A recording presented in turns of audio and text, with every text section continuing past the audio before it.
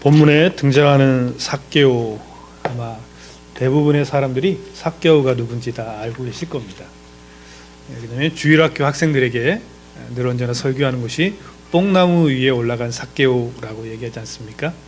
제가 떠오르는 것은 어떤 전사님께서 본문을 주일학교 학생들에게 설교하시면서 리얼하게 하시기 위해서 이 강대상 위에 올라가셨던 적이 있었습니다. 그런데 우리가 읽은 개역개정 성경에 보니까 이게 우리 한국에서 볼 수 있는 이런 아름드리 뽕나무가 아니라 돌 무화과 나무라고 번역이 되어 있지 않습니까? 그러니까 어떻게 보면 이런 아름드리 나무에 예수님을 보기 위해 막 올라간 것보다는 사람들이 많고 키가 작다 보니까 성경 본문에 보니까 앞으로 달려가서 돌 무화과 나무 위에 올라갔다라고 말을 하고 있습니다. 성경이 번역이 되다 보니까 때로는 우리 한국 사회에 맞게, 우리의 문화에 맞게 번역이 되다 보니까 조금씩 오류가 있을 수도 있을 것입니다. 그러나 중요한 것은 삭개오는 정말 열심히 특심에 있는 사람으로서 예수님이 누구인가 알기 위하여, 그분을 보기 위하여서 그 작은 기회도 불구하고 달려가서 앞을 향해 달려갔다라는 사실입니다. 그리고 예수님께서 그를 바라보시고 불렀을 때 주저함 없이 바로 내려가서 예수님의 말씀에 순종하였고, 예수님을 집으로 불러들인 후에 예수님을 만나고 나자마자 자신이 마음을 억누르고 있었던 것, 무엇인지 모르겠지만 그 모든 것을 다 털어놓았던 사람임은 분명할 것입니다. 우리가 읽은 본문에서 삭개오를 이렇게 설명합니다. 2절은 말합니다. 그는 세리장이요 그리고 부자이다. 세리하면 세금을 거두는 사람입니다. 그런데 예수님의 12 제자 가운데 세리가 있었습니다. 마태복음의 저자인 마태. 그런데 삭개오는 이 세리보다도 한 단계 직급이 높은 세리장이입니다. 세리를 다스리는 사람들.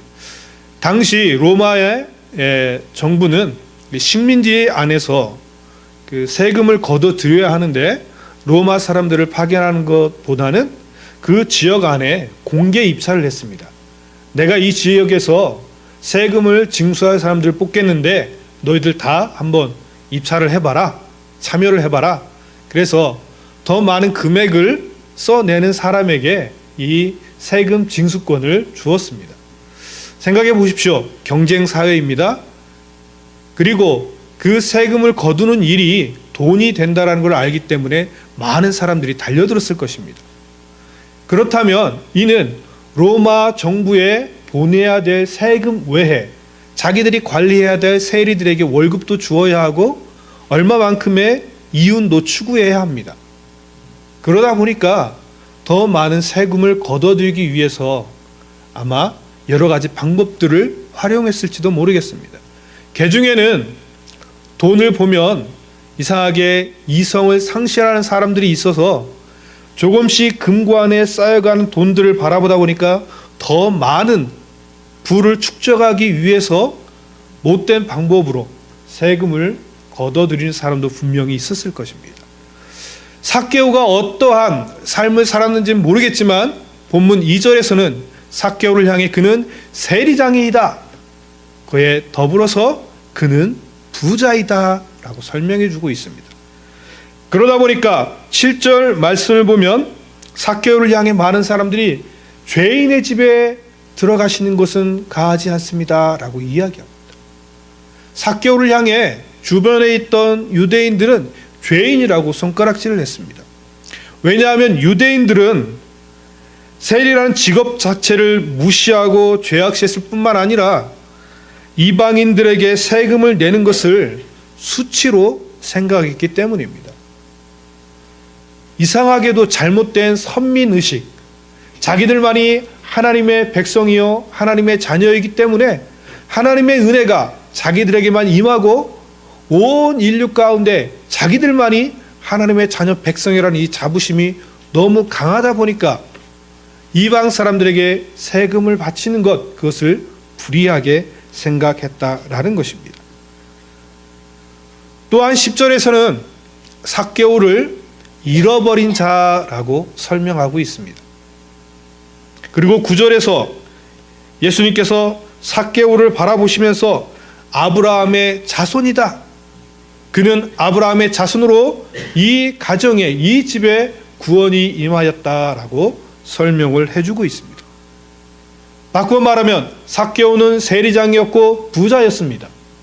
그리고 그는 주변에 있는 사람들에게 죄인이라는 손가락질을 받았습니다.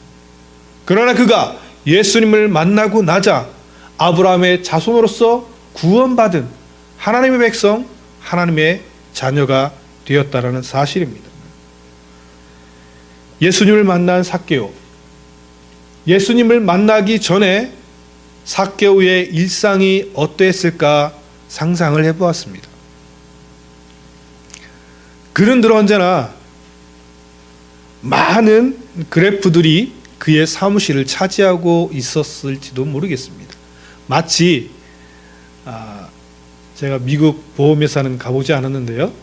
한국 보험회사에 가면 이 목표치를 얼마나 달성했는가 사람들 이름이 다 적혀 있고 막 이렇게 할당량을 얼마나 했나 있지 않습니까? 삭개오도 세리장이로서 세금을 징수해야 되는데 각각의 세리가 얼마만큼 목표치를 달성했을까? 그 옆에는 아마 이것도 써 있을 겁니다. 악성 채무자. 세금을 내지 않은 사람들이 누구인가? 이달의 성과는 얼마나 많이 거뒀을까? 이달의 우수한 세리는 누구인가? 어떻게 하면 나와 함께 있는 이 세리들이 더 많은 세금을 거둬들여서 나에게 부를 축적하게 할까? 아니면 마음속에 또 이러한 갈등도 있었을지도 모르겠습니다. 내년에 다시 내가 로마 정부로부터 이 세금을 징수할 수 있는 이 세금 징수권을 내가 획득할 수 있을까? 어떻게 하면 그 로마 관리들에게 잘 보일 수 있을까? 아마 온갖 생각들이 그의 일상을 차지하고 있었을지도 모르겠습니다. 매일매일의 삶이 숫자와의 전쟁이었는지도 모르겠습니다. 또한 그의 삶은 늘 언제나 누군가의 수금거림이 익숙해져 있었을지도 모릅니다. 길을 가고 사업상